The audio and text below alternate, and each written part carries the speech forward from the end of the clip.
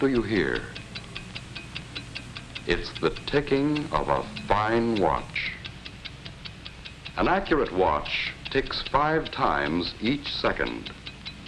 Like the engines of airplane and motor car, like the generator, like the human heart, your watch is a power plant that must operate unfailingly under an infinite variety of conditions. Yet, unlike our heartbeat, the beat of this tiny power plant must never vary. Unlike the giant generator, it has no tons of concrete on which to rest solid, level, and safe from vibrations which might affect its accuracy.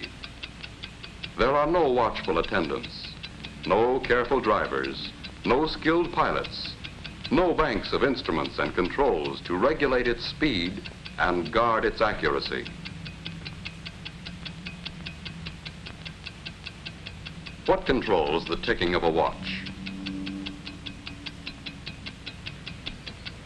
Inside, we find a beautifully poised and balanced mechanism of springs and gears, pinions and bearings.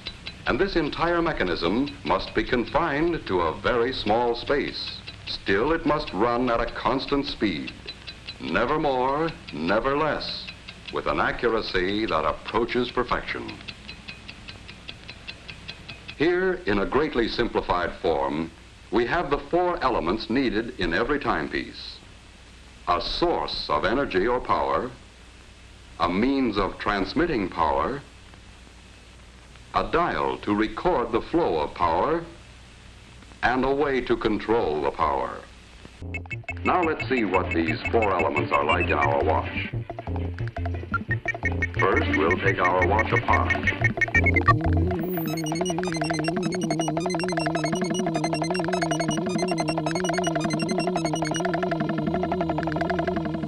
We'll begin with this part, the mainspring and barrel assembly. And so we can see everything that goes on inside, let's use giant parts to make a watch model. This is the mainspring, and it lives inside the mainspring barrel. The mainspring is the power plant of the watch, the source of power, like the faucet in our water clock. By winding the spring, we can store up energy. Here is a winding stem with gears and a click to keep the spring from unwinding.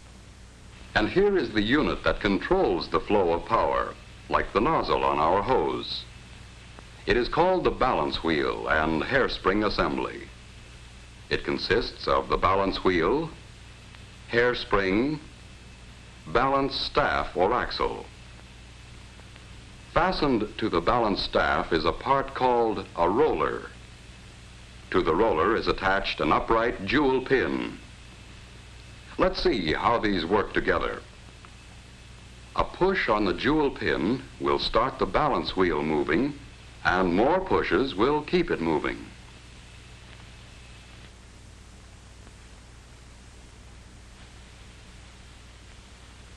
To do this job of pushing, we need this odd anchor-shaped lever called a pallet. It can be mounted so that when we move the pallet back and forth, we can apply a series of impulses to the jewel pin to keep the balance wheel in motion. Now to the pallet crossarm, we add a pallet jewel, shaped like this. Here is a wheel called an escape wheel, with teeth on it so shaped that they will push the pallet jewel and jog the balance wheel into motion.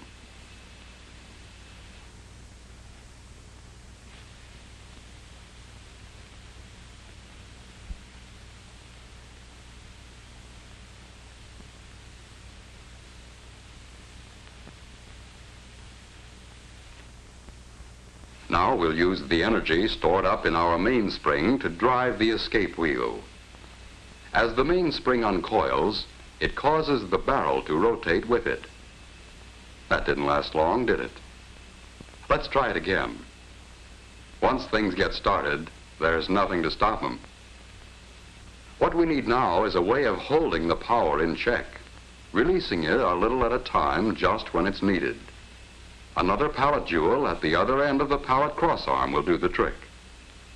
Just as the first pallet jewel gets a push from the escape wheel, the second pallet jewel locks against another tooth of the escape wheel to hold the power of the mainspring in check.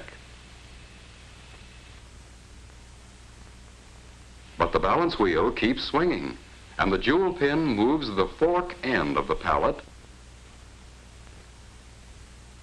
until the escape wheel is again unlocked. But when we connect the mainspring directly to the escape wheel, the power is soon exhausted. In an actual watch, it would last only a few seconds. What we need is a way to stretch the power so it will last for more than a day. In our water clock, we used a hose to transmit power from the faucet to the nozzle. We also need a way to transmit power here. So let's add a system of gears and wheels. We'll stretch them out in a line instead of in their usual closely confined location in a watch. As a result, a few turns of the mainspring barrel, driven by the mainspring, will drive the escape wheel many, many revolutions, enough to last a full day and longer.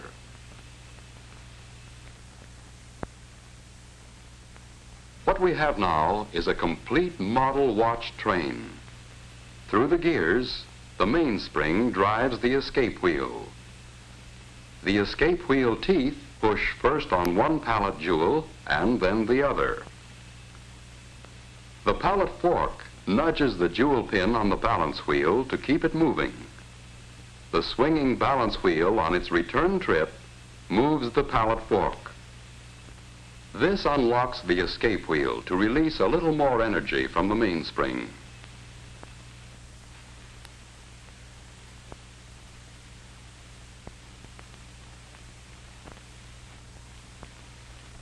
Back and forth, the balance wheel swings, controlled by its small coiled spring, the hairspring, in perfect rhythm. Each swing unlocks the escape wheel so it can give an extra push to a pallet jewel, and this is passed on to the balance wheel assembly to keep the watch ticking far more steadily than any beating heart. All we have to do now to measure time is count the ticks. But this would be a tedious job and not very practical. Just as we needed a dial on our water clock, here too we need a method for recording the flow of power.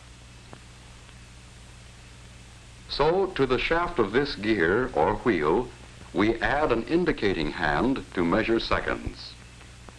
As the gear train of a watch moves far enough to make 5 ticks of the escapement, the second hand moves 1 graduation on its dial. To count the minutes, we can attach a dial and fasten a pointer to this gear wheel, which is just the right size so that it turns 1 complete revolution while the second hand makes 60 revolutions.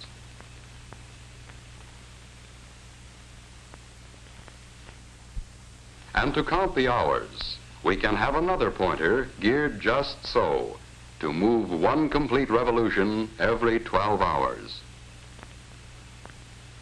Let's let our model do a bit of rearranging all by itself.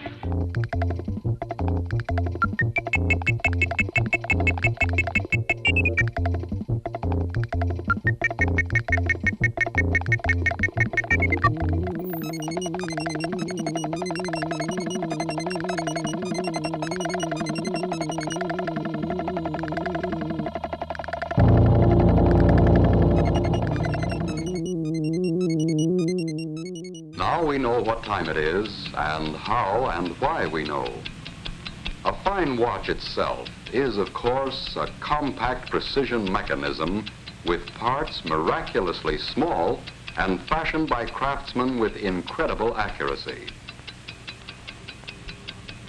But the basic principles are those we have just seen, frequently applied on a scale almost microscopic to produce the world's most accurate portable measuring instrument. Here is a truly wonderful mechanism. With it, you can accurately measure the passing of time, and record that passing for your use and convenience. But this mighty little servant is a creation of beauty too, a precious possession to be worn with pride and confidence every day, every week, every month, year after year.